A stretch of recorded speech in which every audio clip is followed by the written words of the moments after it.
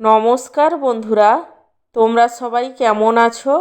আশা করি সবাই ভালো আছো।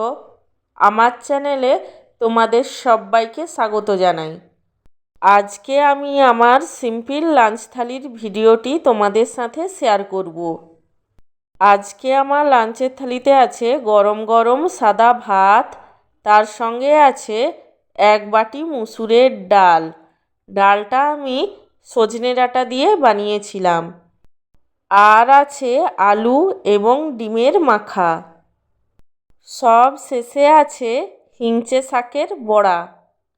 আমার আজকের এই সিম্পল লাঞ্চ থালির ভিডিওটি তোমাদের কেমন লাগলো সেটা কমেন্ট করে জানিও। আর ভিডিওটিকে লাইক এবং চ্যানেলটিকে সাবস্ক্রাইব করতে একদমই ভুলো না। সব শেষে তোমাদের সবাইকে জানাই আমার তরফ থেকে অসংখ্য ধন্যবাদ ভিডিওটি দেখার জন্য।